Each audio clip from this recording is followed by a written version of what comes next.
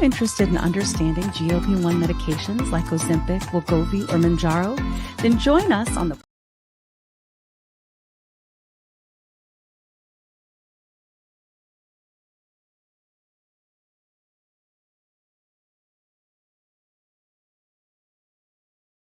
Are you interested in understanding GLP-1 medications like Ozempic, Wegovy, or Mounjaro? Then join us on the Plus Sides, Cracking the Obesity Code, the groundbreaking podcast helping people change their lives one episode at a time. The Plus Sides podcast is a disruptor. We're breaking down barriers, smashing stereotypes, and sharing inspiring stories that'll leave you feeling informed and empowered. Join us every week to learn from doctors who are specialists around GLP-1 medications like Ozempic, Wegovy, or Mounjaro. They'll provide you with science and facts to validate these incredible stories. But that's not all. We'll also bring you the voices of the GLP-1 Mounjaro TikTok community, real people who face the challenges of obesity-related diseases and disorders and discovered the incredible plus sides of GLP-1 medications. Our episodes are filled with heartwarming stories, laughter, and moments of triumph. You'll connect with our amazing community members who are reclaiming their health and experiencing their fullest lives. Are you ready to embark on a journey of discovery and empowerment? Tune in to the Plus Sides, Cracking the Obesity Code, and together we'll change the narrative around obesity and end the stigma. Subscribe now on YouTube or your favorite podcast platform and join our incredible community. Let's celebrate the plus sides of life together because every story deserves to be heard. Every life deserves to shine, and everyone deserves access to expert knowledge and medication. The Plus Sides Podcast. You're not alone. It's not your fault.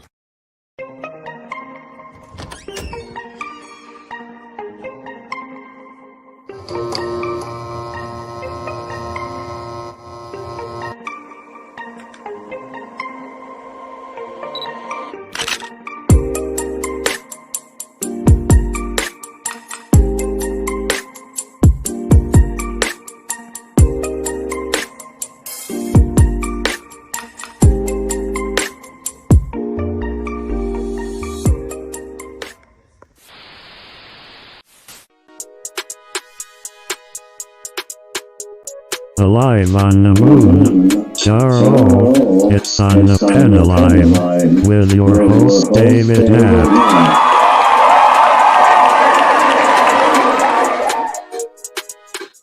Thank you, clap track, and happy Thursday night. I'm Dave Knapp, man on the Mounjaro. That's why I'm here. Why are you here? That's right. You're here because you're on the pen. Wegovy, Saxenda, Victoza, Trulicity, Mounjaro, Zepbound, that pen, this pen, all the pens. We're on the pen. That's why we're here. We're here for a couple reasons. We're here to share community because, for my money, this is the best community out there, right? Thank you so much for being a part of this community. If you're part of this community, if you're new here tonight, put an N in the chat next to your name. Let me know that you're new here. Let the chat know that you're new here because you're going to get welcomed by people who are going to treat you like family, right? So love the community. So we're here to enjoy community, to share our highs, our lows, our ups, our downs with the issues that we face, whether it's obesity, diabetes, PCOS, all the comorbidities that go along with the life of obesity, high blood pressure, sleep apnea. We're all trying to get better. We're all trying to get healthier. These medicines are kind of a rallying point because they're a tool that are helping us get there. We're also here not to share medical advice, but to equip each other with information so that we can have the most competent and confident conversations with our medical professionals that we work with our care team as humanly possible. So that's why we're here. It's so good to be here with you every night, especially hello to the members of this channel. Make this happen. This would not happen at all without the members of this channel who for $2.99 this way, $2.99 a month, get access to members only pre-shows that we do before the live stream, members only videos that I upload, custom emojis that we do, and just access to the greatest community in the history of communities for my money. So thank you for those who are members, and thank you for those who are giving back in that way. Thank you to those who are watching tonight on Facebook, X, and YouTube. It's good to have you all here, especially those who are watching in the Facebook groups tonight. Let me know if you're watching over on Facebook, and make sure that you hit that like button. A shout out to some of the members: Donna, Carla, Natalie, Anna, Clokey, Lil Chi, Sue the Dude, Anna Mesa. Let's see, who did I miss?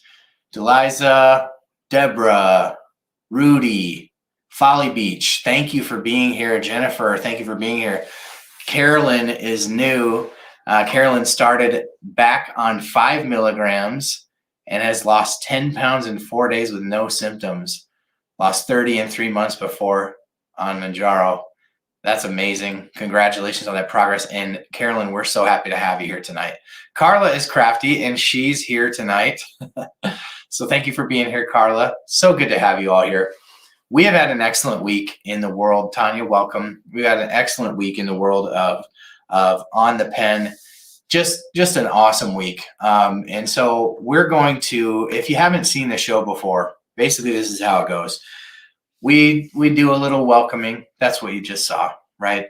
But then we share what's fresh in the news. We share what's fake, what's going on, what's fake news in the world of GLP-1s. And then we have a guest. Typically that guest is going to be a doctor or a member of the community here. And we just have a great time. We learn from each other. Tonight, I'm extremely excited to share the special guest tonight's guest. It is an interview that I did today with a guy named Dr. Phillips. And Dr. Phillips is a retired cardiologist. You may also know him as Matt Phillips, Texas Heart Doc on TikTok. And we just had a great conversation. He makes really great content over there, and I've really enjoyed kind of getting to know him through his content, but I always appreciate getting to know these creators one-on-one. And so that was really, really, really great. PMAC, welcome. Thank you for being here. Eunice, welcome. Liz, welcome. Sabrina, welcome. Did you also know, folks, that tonight is the 50th episode of On the Pen, 50. If you have been here, you can appreciate the fact that a ton of work goes into this show. And I can't believe that we've done 50 of them. So thank you all for being a part of this channel. It looks like it's Natalie's birthday. Happy 50th. Oh, that's happy 50th. Natalie, I'm not sure what birthday it is for you, but I was thinking that was 50th. Happy birthday, Natalie. And happy 50th episode to us. Brent is in the chat. Brent Tuggle, who is a moderator at the Facebook group over there, Zepbound for Weight Loss. If you want to join Zepbound for Weight Loss, that is the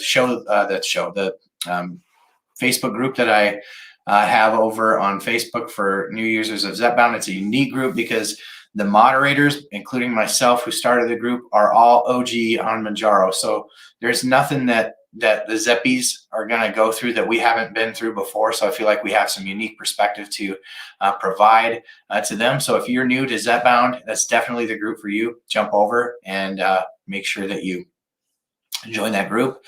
We are at about 6,500 people over there. So it's pretty amazing how fast that's grown. If you're just getting here tonight, make sure that you hit that like button below. Hit the bell so you get notifications every time we go live. We do this every Thursday night. This is episode 50. But hit that like, hit that bell. And if you're new over here, hit subscribe on YouTube so that we can stay in touch with each other, right? Subscribing to the channel is how we're going to stay in touch with each other. So join the community, become a part. And if you want, you can follow the instructions below and become a member.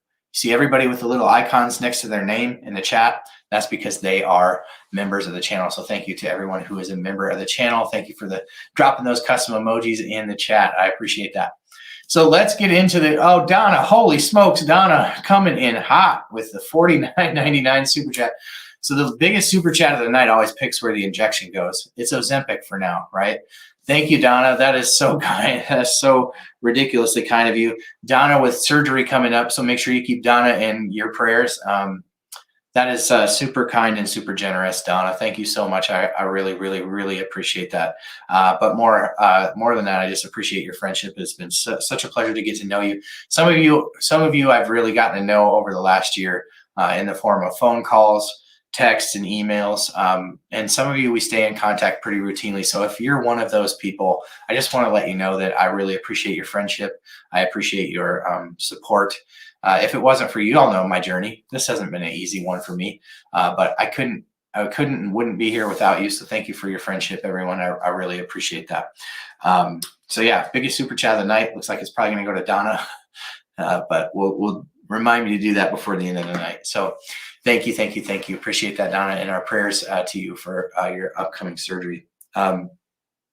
So yeah, let's get into, wow, I always get flustered by the big super chats. It's just so generous, and it's hard to know what to say, but thank you.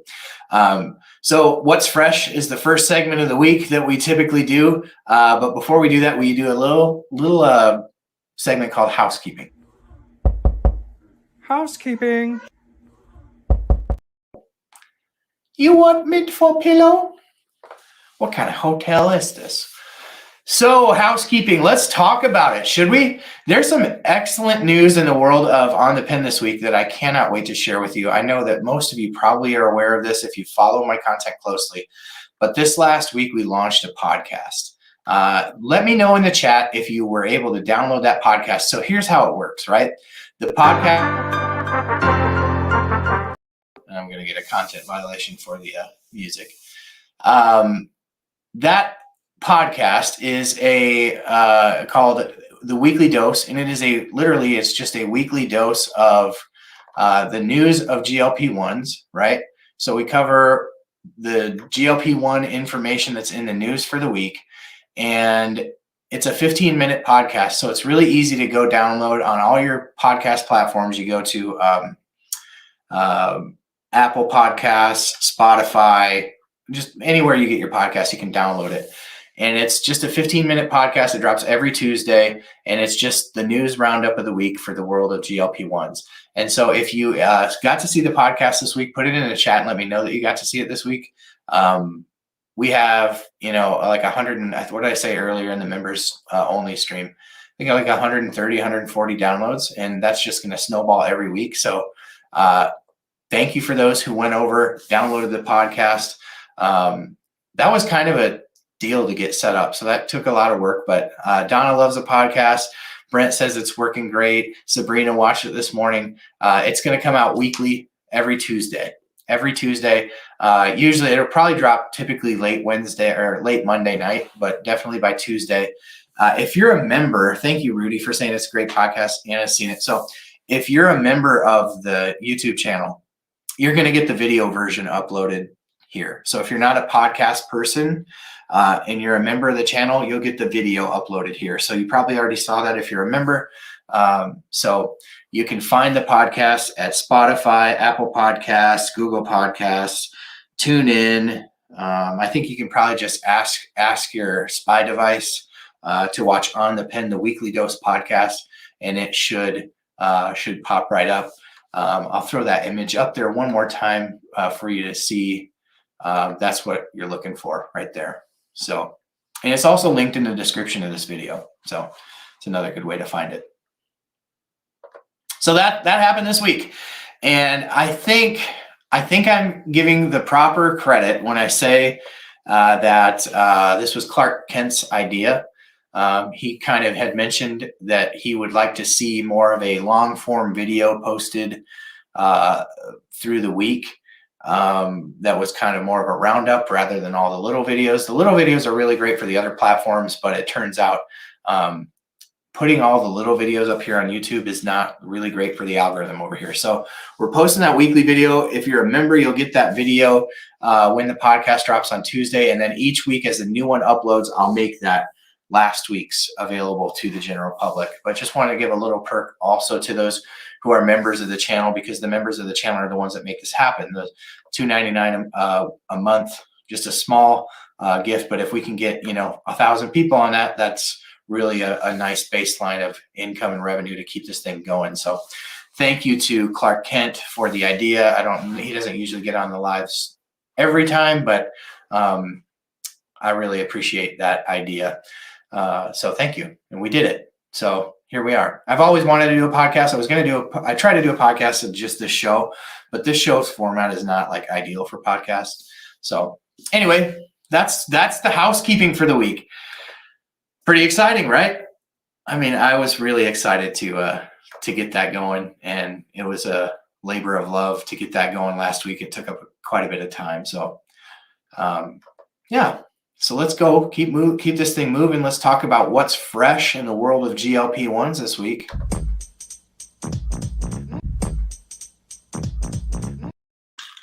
Lots of news going on.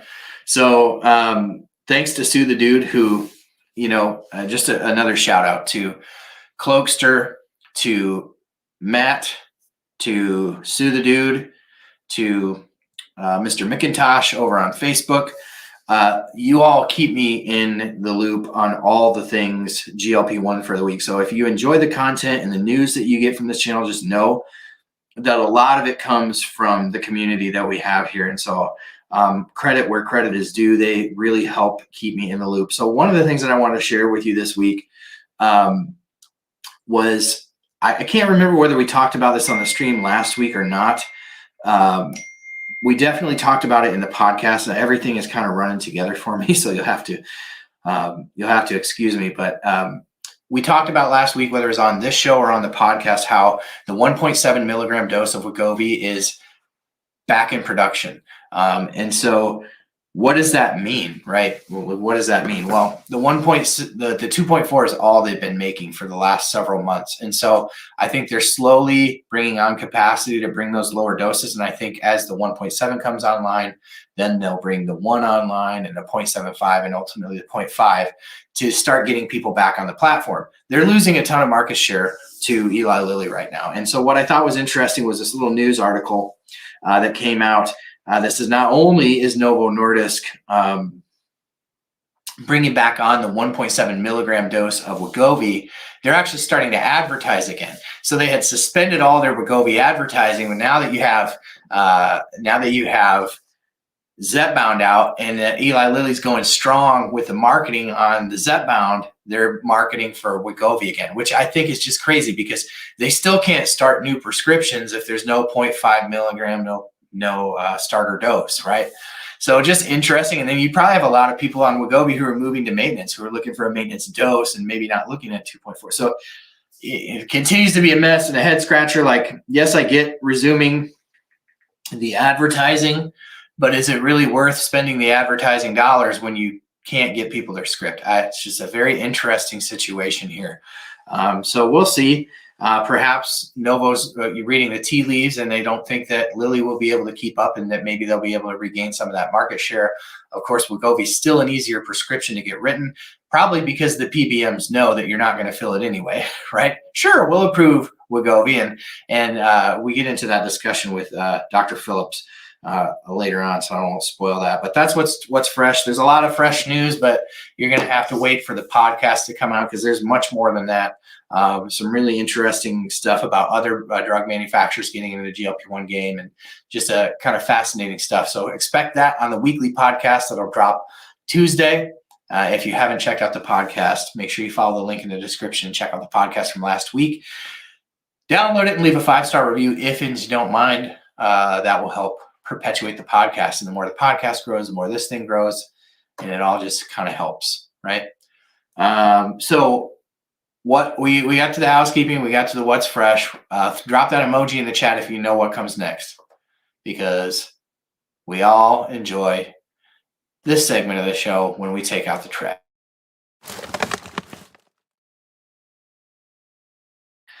So you gotta love it. Jillian Michaels is Jillian Michaelsing again, and she was a couple weeks ago too, but she won't get off this GLP-1 train. I think it's getting a lot of clicks and it's getting her a lot of attention. But she's speaking out about GLP-1s, basically, finding every negative news story that she can find, glomming onto it and saying, see, I told you, see, I told you. It's all about reducing calories. And it just dumbfounds me that she still seems to refuse to treat obesity as a disease, a chronic disease. Are there ways that we can treat it with lifestyle interventions? Yes. But are lifestyle interventions a good long-term solution for obesity?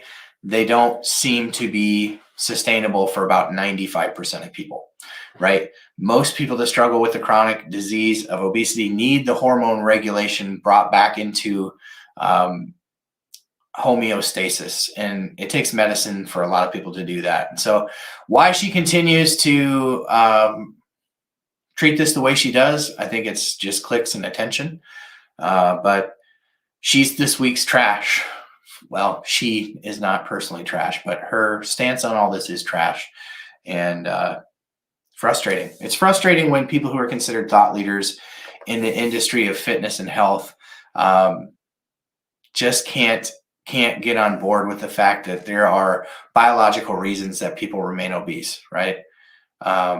Matt, I can always trust Matt to say something that I think Matt needs to start a channel. Matt, you start a channel, I'll be your first subscriber. You are a riot. So yeah, that's this week's fake news. I don't have a lot to say about it. Jillian is Jillianing again, which shouldn't surprise any of us. Jen Neb says, download the app and then search for The Weekly Dose. Yeah, The Weekly Dose podcast. On the Pen, The Weekly Dose. I'm going to throw that up there one more time so y'all know what you're looking for. It's On the Pen, The Weekly Dose. And that's what the podcast looks like.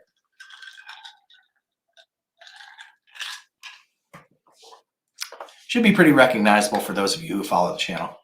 Sabrina, oh, that's so kind. Sabrina with a $4.99 super chat. Thank you so much. I appreciate that. Hey, if you're over on TikTok, make sure that you give Sabrina a follow. Sabrina has a great channel. She's a member of the Plus Sides crew, but she has a great TikTok channel where she's now going live and sharing her story. And I think, the cool thing about Sabrina is, from my vantage point, is that Sabrina and I tend to share a lot of the same outlooks and worldview as it comes to obesity and diet culture, and what it takes to get over this disease, right? Matt, yeah, you're Matt. Your channel's already shut down and you haven't even started it. Hey, Vanessa, how are you tonight? How are you? It's good to have you here, Vanessa. Yeah. Sabrina's a light. I really, really have appreciated her support over the last year creating this. Hey, we've got 90 viewers here tonight. I wonder if we can crack 100. That would be amazing. So tonight's hot channel is brought to us by a great TikTok account. If you're over on TikTok, you got to give him a follow. His name is hey, Ebony's almost at goal weight. That's amazing, Ebony. I'm sorry, Vanessa Ebony. That is so cool. I'm sorry. I used to have a friend that I worked with back in the day. I used to be an Olive Garden manager. And so I have like 200 people that I probably worked with in my time managing the Olive Garden. Ebony was one of them. So whenever I see your name, I think of Ebony from the OG. So yeah, Lil Chi says he tells everyone about my channel. Thank you. But tonight's hot channel is Texas Heart Doc. And we had a great discussion today. It's kind of an entertaining one because I was on the road for work. And so I basically fit this interview in during my lunch break. And so we were going to do it last night and he had something happen. So he's a cool Manjarian. So yeah, I really enjoyed my conversation with him. I think you're going to enjoy it too. Let's see. I didn't even do a practice run of this, so I hope that this all works the way it's supposed to. Hey, there it is. All right. So tonight's hot channel is brought to us in part by Texas Heart Doc. I think you're going to enjoy this interview. Let's roll the ball. Hot channel. Channel Texas Heart Doc over on TikTok. This is Dr. Matt Phillips, a retired cardiologist. So excited that he's going to lend some of his experience and expertise, not only as a cardiologist, but as a user of Mounjaro. He makes great content over on TikTok, so make sure you check him out at Texas Heart Doc. But without further ado, we're going to bring in Dr. Matt. Matt, welcome to On the Pen. Good to see you. Coming to you from sunny, warm Austin, and I see the snow falling in the back. But yeah, it's a different kind of beauty here. We keep telling us that. Yeah, the last couple of days, Matt, it was negative 15 degrees here. So, I mean, we're talking I did a couple videos because I've been trying to get my Ozempic through the mail, and it came the other day. It was frozen solid. That's an interesting. I mean, I don't know if I guess I don't know if I'd use that. No, I'm not going to. They're going to replace it, but yeah, I went to school in Michigan, University of Michigan, go blue. Actually, believe it or not, I went to the game. It was a lifetime experience. Took my 8-year-old grandson. I don't think I can go to I don't go to many sporting events, but I don't think I can go to another one after that. That was like unbelievable. No, there will be no topping, no topping that experience. I'm a big Cubs fan. My wife and I are big Cubs fan.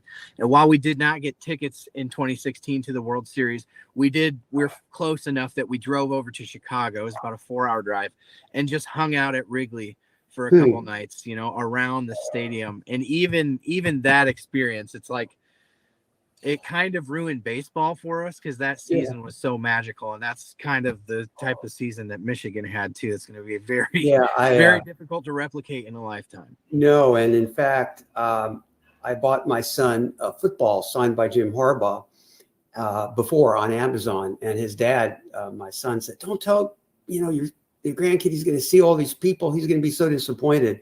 So I don't know if you can see this. This is Blake Corum. Yeah, a little closer to the camera, maybe. How about that? There you go. Yeah, that's Blake Corum. Yeah. And he gave him his baseball card. Here's Jim Harbaugh.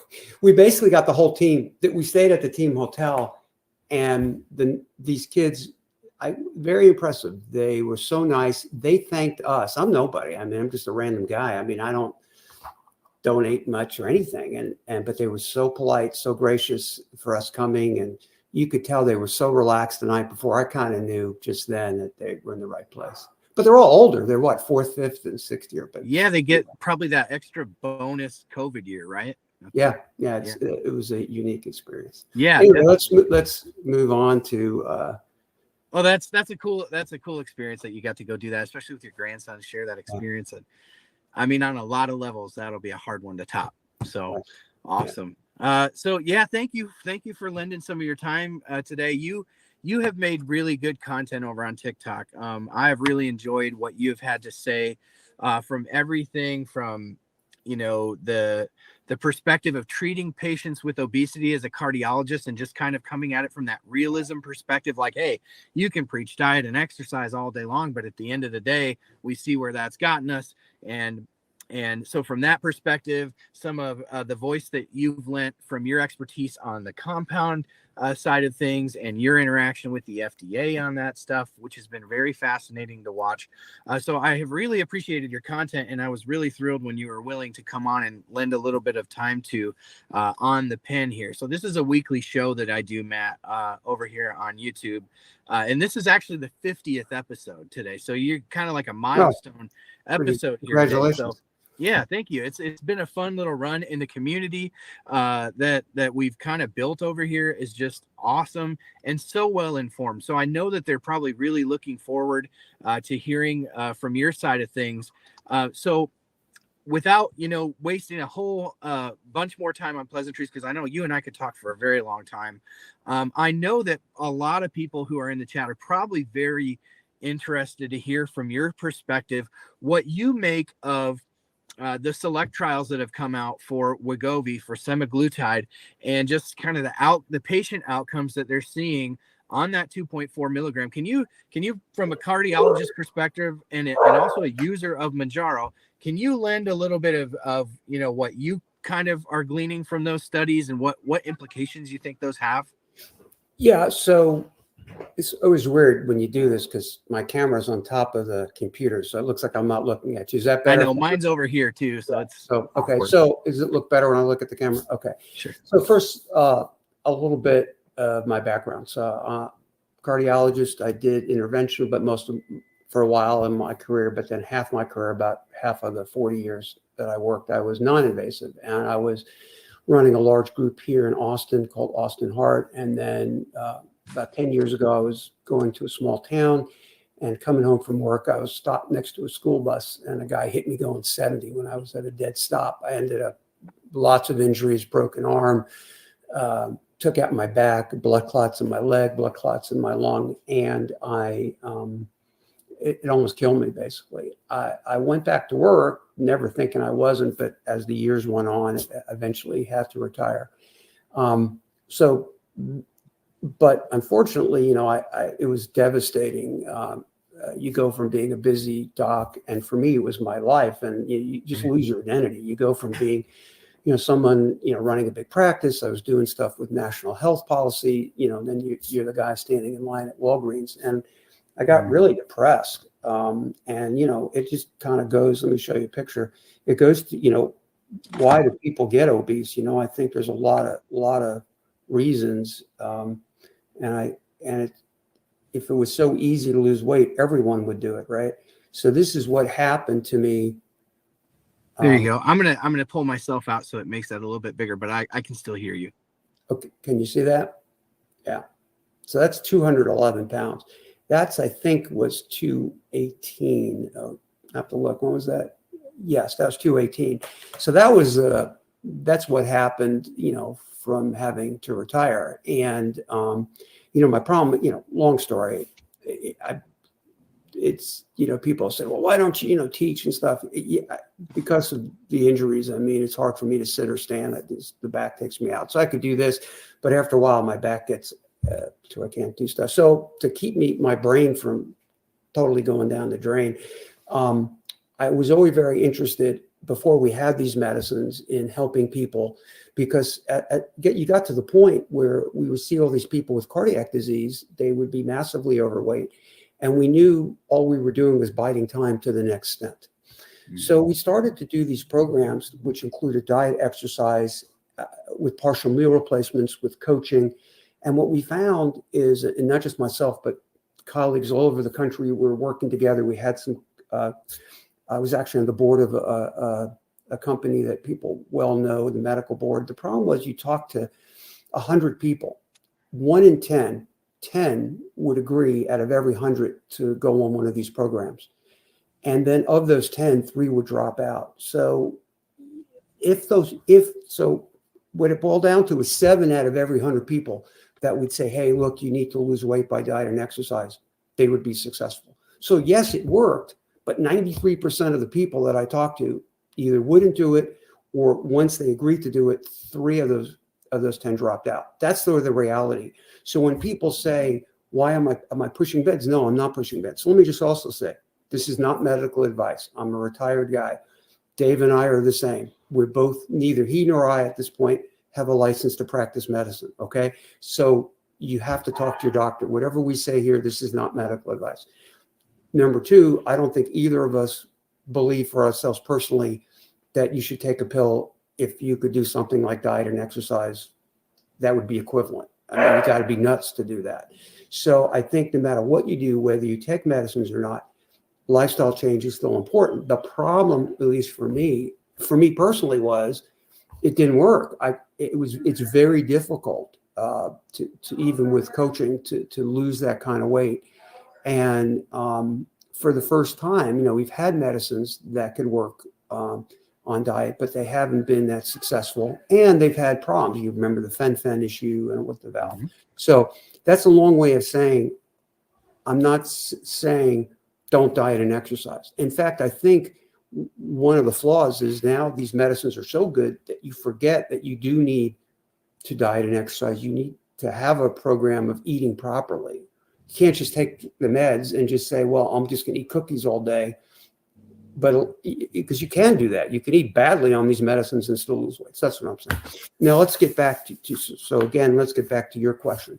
For the first time, they did that trial. And what they did is they took a large number of patients who had coronary artery disease. So they took someone, let's say, who had a stent, who was not a diabetic.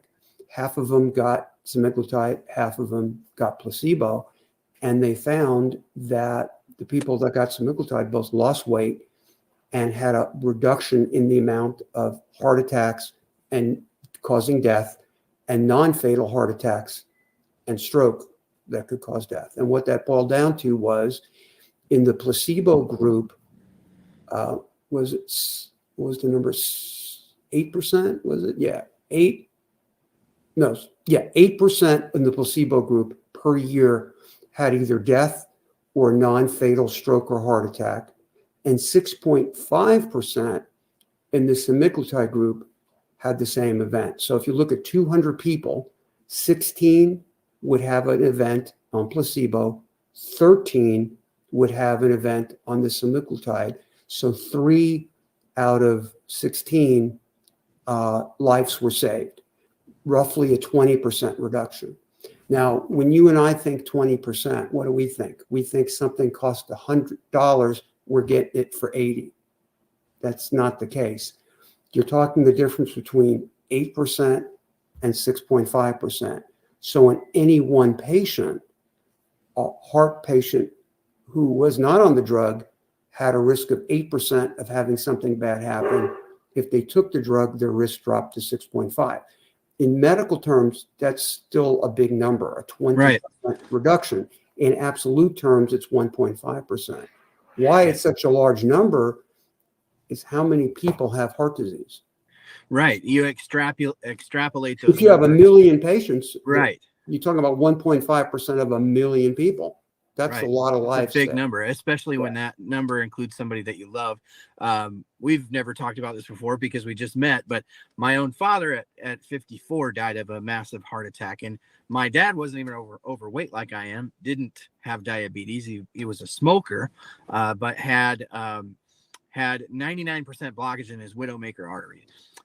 So I have tried to do things, including, especially since my diagnosis of diabetes, me having 4 small children, stay on top of the cardiac stuff. And this is maybe getting a little off track for what we said we were going to maybe talk about, but I'm sure you wouldn't mind talking a little bit about this. So one of the things that my doctor really suggested that I do was to get a CAC score, just a baseline calcium. You familiar with that? Yes. Yeah. So my score was 19 at 30. I'm 38. I had this done when I was 37. And it was all of that 19 score came from my widowmaker artery. That's okay. Let me just say 2 things. Number one, all diabetics are presumed to have coronary artery disease. Interesting. So we're sitting in the waiting room. You're diabetic. I've already had a stent. You've not. Despite the fact that I've had a stent, you're diabetic. Your risk of a heart attack is still greater than mine. Interesting. So we treat everyone with diabetes as if they've already had a stent put in. And so that's why this study was done in non-diabetics. So diabetes. But they had already, my understanding is they had already run this trial in diabetics, and it had even better outcomes, I think, in the diabetic population. What was remarkable about the SELECT trial was that it was non-diabetic. Yes. Well, I was more talking about diabetes and but the point is calcium scores. That is very interesting. That's a whole. You could do hours on it, and if people really, there's a guy named Vinny Prasad, Prassad. He does a Substack. He just did a whole thing on that, reviewing all the data. We did a lot of calcium scores, but sometimes the problem where I found it helpful is if you had someone who didn't believe they had disease, it was helpful to get them into the doctor. But very often you went in and you went down this train of getting procedures. Again, what I would say, everyone who is of the right age or whatever, certainly if you have diabetes, it's worth a trip to the heart doctor to say, what could I do so that my risk of having something bad happen to me is going down? And, what's my cholesterol? Everyone should know what their cholesterol is, what their sugar is, what their blood pressure is. Those are things everyone needs to know. And then how you address those things, that's for you and your physician. But getting to the whole weight problem, I used to see my whole career, see people, and I couldn't do anything about their weight. I would talk all day long, and they would never change. And it was just a matter of time till they would come back. And even when we built the program ourselves, we built the program that we knew worked. And in fact, of the people who went on diet and exercise program with the coach, 70% lost the weight and kept it off. That's really good. That's almost as good as the Mounjaro data. But unfortunately, only 1 in 10 would take advantage of it. That's the problem. Whereas how many people will take the shot? Probably 8 out of 10, right? Yeah. So now you have something that most people will do, whereas before we didn't. So when the doctors seem eager, it's not that they're pushing medicines, it's just that no one will do diet and exercise. Yeah. I think from the patient perspective on that too, you know, as a cardiologist, generally you're seeing old patients that are of an older population, not like 70% are senior 65. population, but No, older 70% population. are Medicare age. Yes, 70%. Sure. So you have likely dealt with people who have, you know, like my own story, Matt, is I'm not even 40 yet, but the last 20 years of my life, each one of those 20 years has been this roller coaster of 6 months on, 6 months off of some sort of program. And I can take the 30 off, but on the downswing, I'm putting on 45.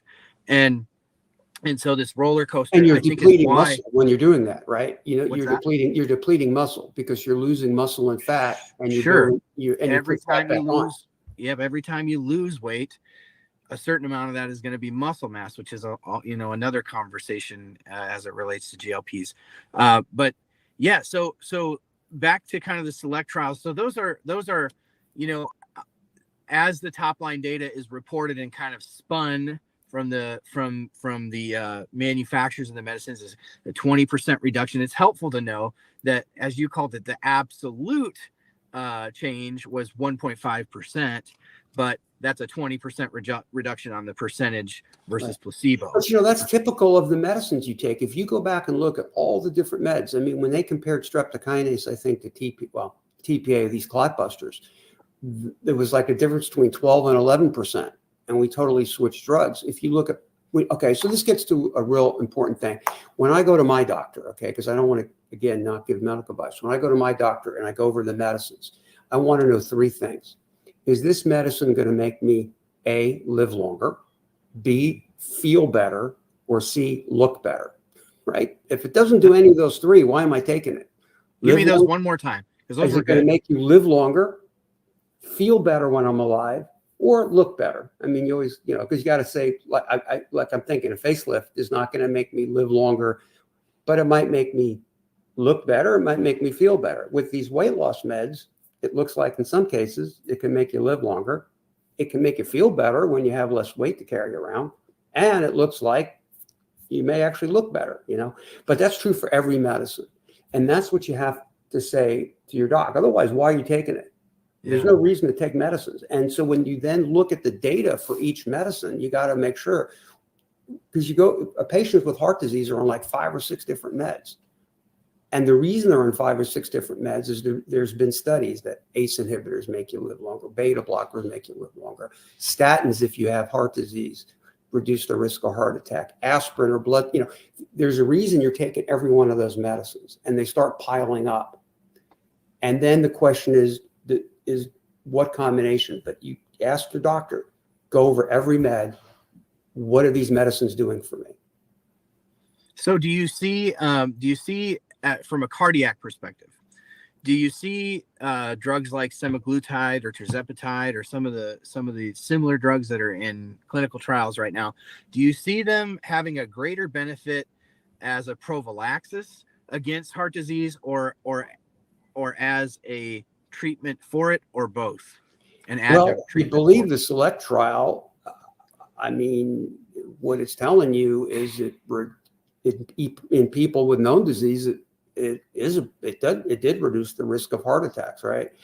But, you know, think about it. I was thinking the other day, what specialty in medicine is not worsened by obesity? No, what doctor would you see who wouldn't tell you, don't worry about your weight, it doesn't affect my specialty? I can't think of one.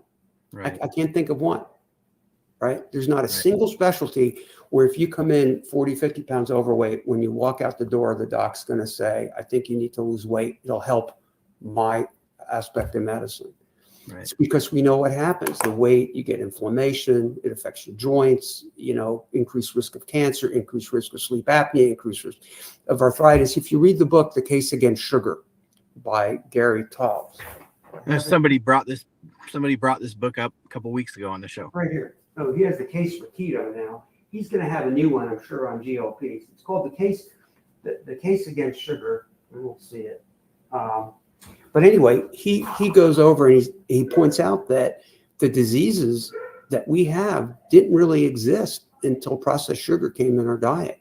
I mean, cancer, gallbladder. I mean, it was interesting. The Indians who were on the Indian reservation, they had a separate diet. Then in World War II, they helped us in the factories, and they went from not having any processed sugar to a huge amount of processed sugar. And then within the next 2 generations, they were all blind, diabetic, amputations, horrible stuff. Africa never had cancer. It was unreportable in cancer until we imported sugar to them. So obesity, if you look at all the illnesses that obesity brings, it drives me crazy. You're fat shaming. No, I'm not fat shaming. If you really are overweight, your health is deteriorating. Yeah. And there's no data that would work against that statement. So getting to these meds. So in my case, I got to about 193. My back I have a bad back. It was killing me, and nothing was working. And I started to become diabetic, and I went to the doc, and I said, "What do you think?" And we tried metformin. Didn't do squat. And he said, "Try it," and it was like magic. It was amazing. I started at 2.5, went to 5. I'm still on 5. I think I started in June and lost about 3 pounds a week. I dropped 40 pounds. Wow. So all your weight has been lost in the 2.5 and the 5. And that's it. That's something that's a kind of a recurring theme on this show, because my journey, Matt, was that, the goal that my doctor gave me was get on the highest therapeutic dose, the dose that's going to give you the most bang for the buck for the clinical trials is the 15 milligram. So as I started Mounjaro, I was kind of eager to get up to the most that the drug had to offer me. And what I missed in that was that most people's experiences, each dose gives everybody a certain amount of weight loss until it stops, and then you titrate up. Well, I just zoomed right up to the 15 milligram. I didn't take the 7.5 or the 12.5 doses because they weren't available. And I was just in a hurry to get up to the 15. And because of that, I lost some of the ability to lose weight on the lower rungs of the ladder, dosing wise. And there is definitely, in my experience, a peak of, where the weight loss kind of levels off. And I think that's different for everybody and depends on your genetics and your metabolic health and all sorts of things. But I think it's important for people because there's so many people that are going to watch this, Matt, that are just starting Zepbound, which is Mounjaro for weight loss. For those watching that don't know, it's tirzepatide, same doses, same pens, same manufacturer, same active pharmaceutical ingredient. It's important for you to know that there's not a lot of benefit for rushing through the doses that so many people that go on these medications do lose at the lower doses. Does that mean everybody will? Yeah, no, I think that's true. But I also think, look, in medicine, I tell everyone, there's never been a free ride. There's not a medicine. I mean, aspirin kills people, right? We know that. Aspirin, you can bleed to death on aspirin. These drugs have a major benefit. We know that obesity kills you or can kill you, and losing the weight can help you. But are these drugs without side effects? Absolutely not. And when you give them to millions of people, you're going to see things that you maybe never saw in the research, because the research is not on millions of people. Now, in the SELECT trial, I think it was 17,000 patients. So they watched them carefully, and the net effect is there were less deaths, but someone's going to get an allergic reaction. Someone's going to get a bowel problem. Right. And there are people suing the manufacturer now. And what I say is, look, for God's sakes, if you take a med and it makes you worse, please call your doctor. What I read, and I could be wrong because it's a lawsuit, these people are having intractable vomiting, and they kept taking the medicines. If I'm vomiting, every time I take the med, I'm going to call my doc and say, "Hey, I'm vomiting. What's wrong with you? I can't live like this." Now, I don't know if that's the case. Maybe some of them only took it one time. I mean, these medicines, like any medicines, there's benefits and there's risks. And you have to talk to your doc. I feel a lot better on it, but is it great? No. I mean, I'm pretty sure I have some gastroparesis on it. I mean, I could tell, And my goal is to not stay on it for the rest of my life. I'm going to try to slowly come down. I've talked. Yeah, you had. So I think this is a really good thing. You covered this in a video, but can you share what your plan is? Because I think the plan that you've mapped out for yourself with your doctor, I think it makes sense to me logically, right? I think you seem like a really logical guy. Because can you lay out your plan? Because obviously there's been clinical trial data released in the SURMOUNT-4 studies that says, most people that when they went off of it, they started to regain their weight pretty fast. Yeah, but the data was they did this. They went, stop it. They just, in the one trial, they just stopped it cold. They stopped it cold turkey. So perfect segue to what your plan is. So I talked to my doctor, and again, this is total making it up. Okay. This is not medical advice. Because I said to my doctor, look, I don't want to necessarily be on it forever. What do you think? So what he said is, you can try to wean it slowly. And basically, what does that mean? And people have written to me, they've done it on their own. So I've taken it once a week. So now I've been steady for about 6 months because not quite 4 months. So what I might do is instead of taking it every week, I might take it every 8 days for the next, 4 months. And if the weight is stable, maybe I'll take it every 9 days. Basically, I sat down with the doctor and I said, give me a way to wean it. But I'm not a diabetic. I'm not taking it for diabetes. Okay. I'm taking it for weight loss. So it's pretty easy to tell what happens, right? If the weight goes up, then, but again, the thinking and with the doctor is it affects your brain. The brain reacts slowly.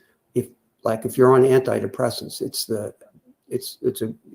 if you've ever been on antidepressants, the doctors typically sometimes will tell you to wean them slowly. So that's sort of the idea is and maybe you don't get off it totally, but maybe instead of being on 5 milligrams, I'll end up being on 2.5.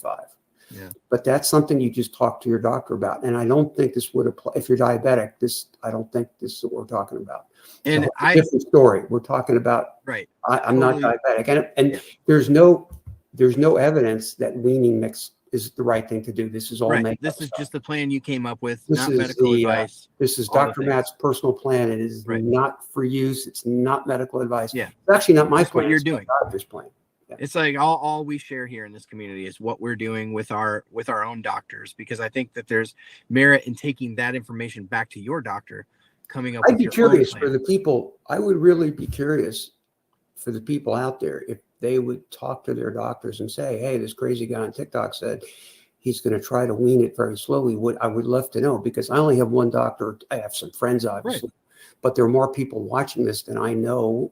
I have doctors. There's probably, if you have 10,000 people doing this, I don't know 10,000 doctors that I can talk to. So if you could talk to your doctors and write in, that would be very helpful for me. Yeah.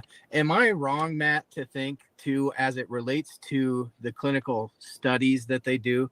I've always felt like the studies about stopping the medication cold turkey and showing the weight coming back on, I've always felt like that was more of a study to bolster claims that maybe the drug companies make for their investors. Like, hey, look, these people aren't just going to lose the weight and stop taking the medication. They'll be on it long term. Like, that's the good news that you want to hear. That's one way of looking at it. But interesting in that study, 16% of the people did not gain the weight back. That's interesting. If you saw that. 80 is the glass half full? Yeah, if you're an investor, hey, 84% of the people are going to need to be on the med for life. If you're a patient, hey, 16%. Now, that's an interesting point. In the semaglutide study, 17% could not tolerate the medicine. And that's a big number. That's a big number. Think about it. 1 in 5 had less heart attacks. 1 in 5 couldn't even be on it. That's what I'm saying. These drugs. And what's going to happen, I was reading, because this is how many billions of dollars, $100 billion industry. Yeah. More companies are getting into it. And the new drugs that are coming out, there's 3 receptors, right? The GLP, the GIP, and glucagon. Right. Mounjaro is the first 2. Right. There's one that has all 3. Right. Now they're coming out with one that's the last 2. Then they're going to come out with one that's 1 and 3. Every combination you can find. So eventually there'll be one that's the magic mix. Yeah. And people always say, "Oh, I don't want to be in something for the rest of my life." And I always laugh at that because the change in medicine is so fast. I mean, 5 years ago, these drugs didn't exist. We wouldn't be talking about this drug. Right. So how do you know what medicine you're going to be on 5 years from now? What I tell patients, the name of the game, or what I tell patients is stay alive. Yeah. Because the longer you're alive, the more options you have. Right. Everything that's available today, that's great. 5 years from now, there'll be something that's not available today. Right. And Right. they take the Even, place. I don't know if you've read about, the name is going to escape me, but there's a company right now that actually has a gene therapy that goes in and modifies genetics in a way that looks like in rodents can completely reverse type 2 diabetes. Yeah, what could go wrong, right? And it's I don't want to be the first one on that. No, that's The exactly only what problem is the I don't wanna be diabetes the go clinical away, but trials. you're going to look like a rodent. You just be like, you're You're going to grow a rat second face. head, but you're going to grow a second head, but you're going to live for a really long time. Yeah. That's how they came up. Well, it's interesting. I take Repatha, unbelievable. So there's these blue zones where people live a long time. Yep. And they found that there was a people that have very low cholesterol, and it's because they're missing a protein. The protein binds to your cholesterol, and you could think of it as preventing your body from metabolizing cholesterol. So they said, how can we mimic that? Right. Well, they found a way to make an antibody that goes in your blood. It binds to this protein and inactivates it. So you, in effect, act like these people that don't have this protein. And it took my cholesterol from 300 to 150. And with diet, you could become a Buddhist monk. It's hard to get your cholesterol down. When you're 300, it's not going to, when you're like genetically, with the one I had, you need medicine. But this medicine's, and now they're looking at gene therapy where they can go in and prevent you from making this.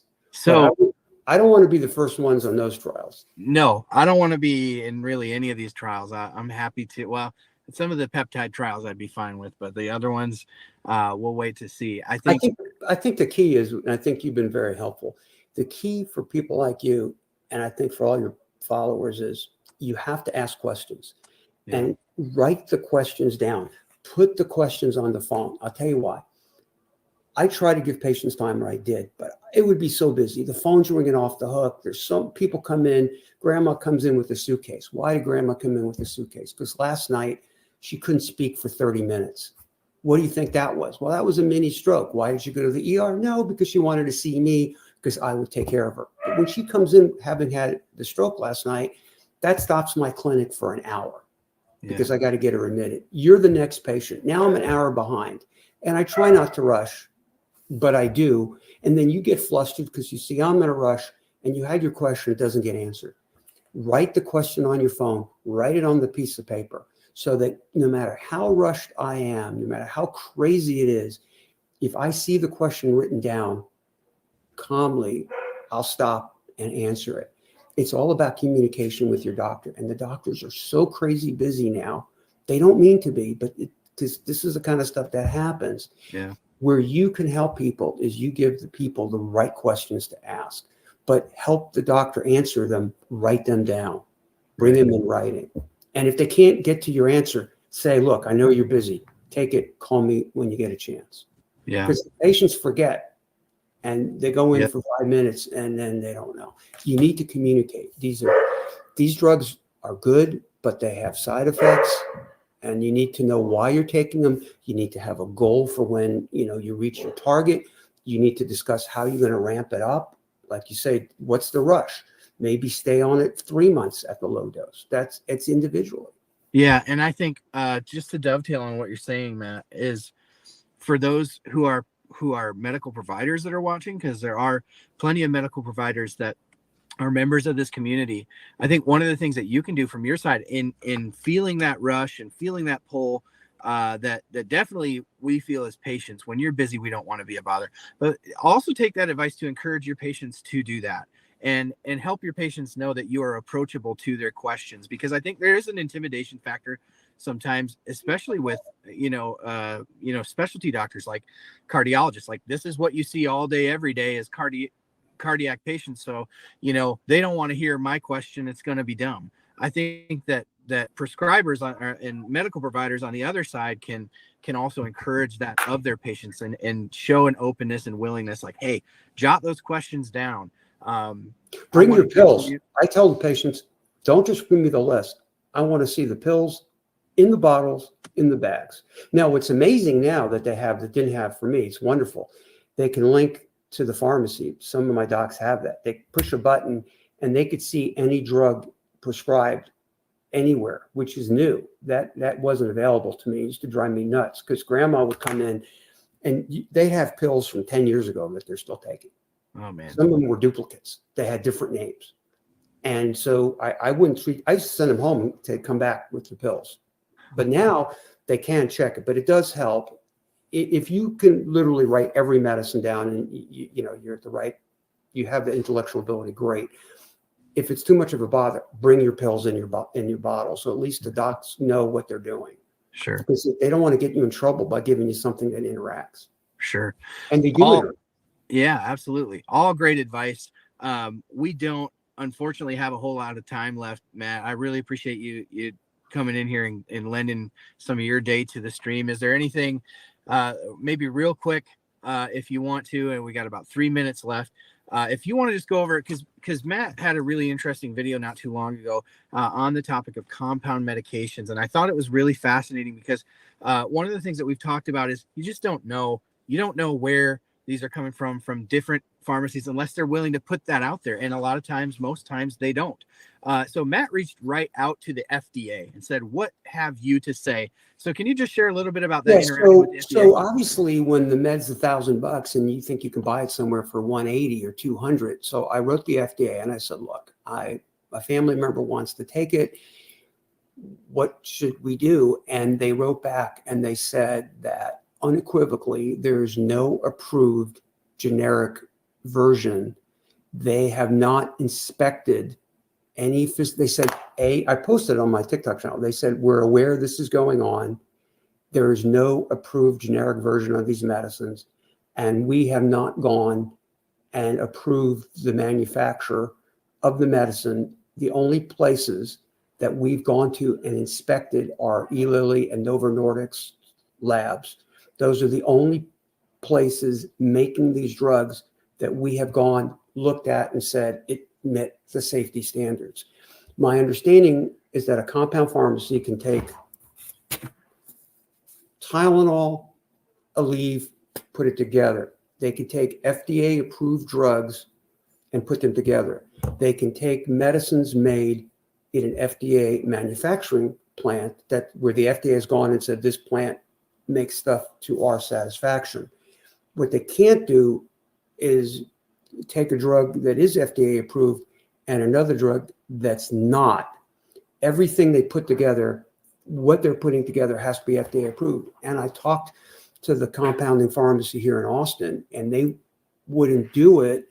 And I said, why aren't you doing it? And they said that they could not find a supplier of the peptide from the places that they would trust. And the only thing I would say to the place you're getting is if I go to CVS and I get a pen, I could say to them, where's this pen made? Which factory? And they could say it was made in this factory because there's a serial number. You could know exactly which company, which plant made it. If I have a vial of that stuff with the peptide, I would say to the compounding pharmacy, where did you get the peptide? Who made it? What's the factory? What's the factory's name? And is that factory FDA approved?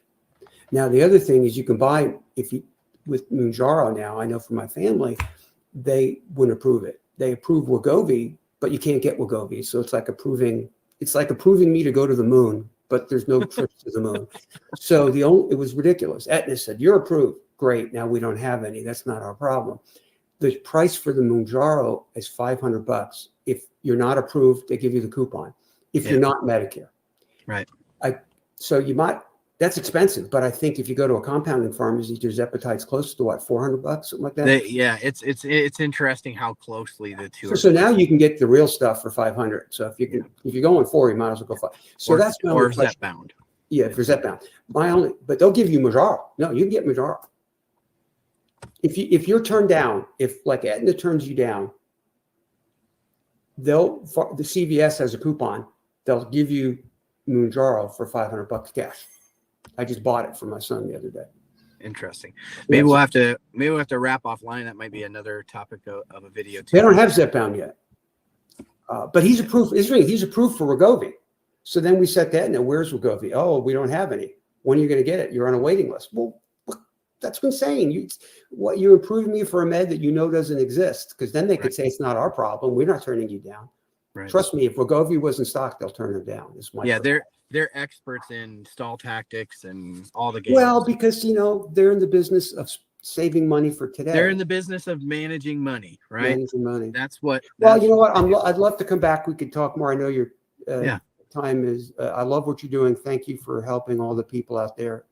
This is a new world. This world didn't exist when I was in practice, and it would have been very helpful. Yeah, one of the things I always say, Matt, is this channel is not medical advice. I'm not a medical doctor. I'm just a guy on the internet. I need you. I'm not either anymore. I'm not a licensed doctor, so please don't look what I say. Not at all. My patients still call me. I have patients that still call me, and they say, "You're my doctor."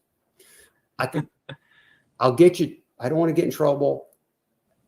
It'll get you to the right information. Yeah, talk to your doctor. So one of the things that we always say here on this channel is none of this is medical advice, not intended to be. It's intended to help you have more competent and confident conversations with your doctor. That's all it is. And if your doctor, and finally, if your doctor doesn't want to talk to you, get another doctor. Get a new doctor. Absolutely.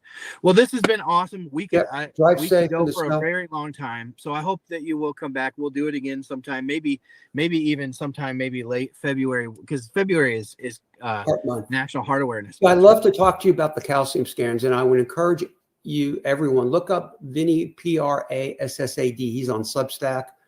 He's a professor. It's very interesting. Very cool. Well, Matt, thank you for being here. I hope you have a great rest of your day. Congratulations on the Michigan win, and congratulations and on the great experience that you got to have with your grandson. That's just awesome. But thank you for being here today, and we'll do it again. Be safe, man. Take care. All right, take care.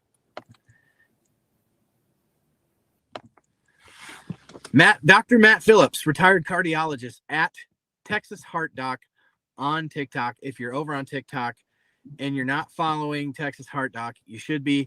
Great information, great. It's always so cool to hear about these medications from the perspective of people who have practiced medicine, but also Matt's unique experience having actually been a patient on Mounjaro. So very interesting information today from Texas Heart Doc. Make sure you give him a follow, and thank you for watching.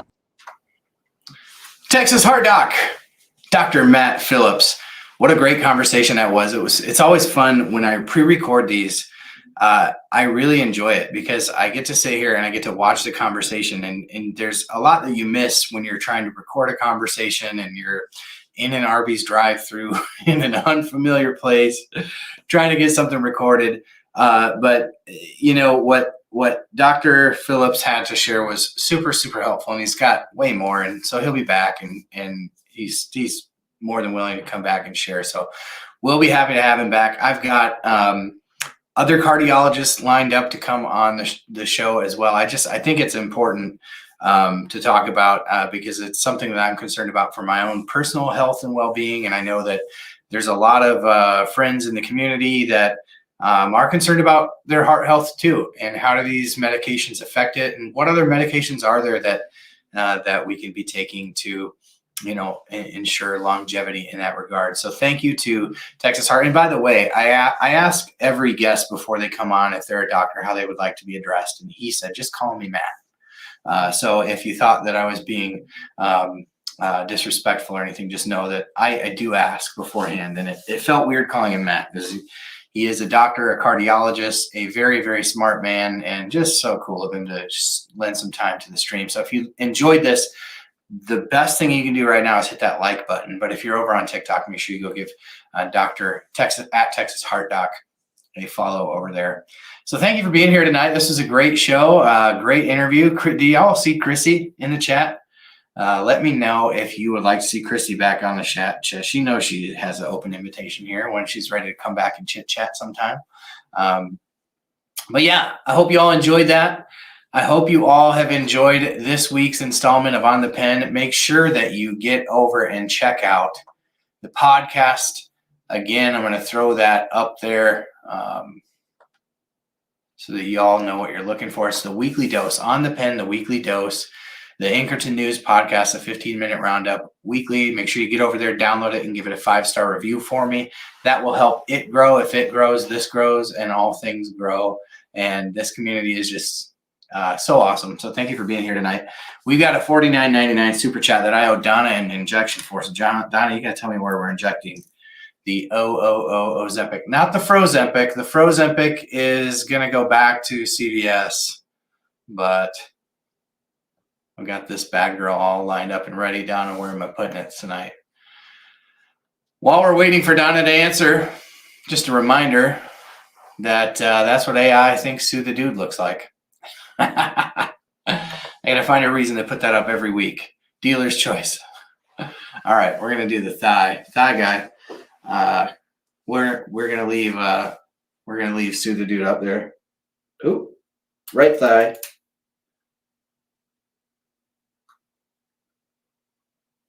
All right. So yeah, that's what AI thinks Sue the Dude looks like. According to Sue, it's not too far off. It's amazing. You gotta love AI. This is a good show. I really enjoyed having a guest like Texas Heart Doc on. I feel so privileged to be able to learn from people like Dr. Matt. I love when people come on and share their experiences. Like Jamie did, trickle it down to TikTok last week, but I really enjoy also learning from people who are much, much smarter than I am, like Dr. Matt Phillips. So if you enjoyed this, make sure that you like this podcast or this stream, hit the like button, share it with somebody else who might find it helpful as well. Sue the Dude, that's exactly what I'm thinking. Rudy said, great 50th episode. It was an enjoyable 50th episode, better than I even could have imagined that it would be. We always learn so much when the smart people come on like Dr. Matt. So hope you enjoyed it. If you did, make sure you hit that like, hit that bell, hit that sub. Until next week, we'll see you next week on the Pen. See you guys.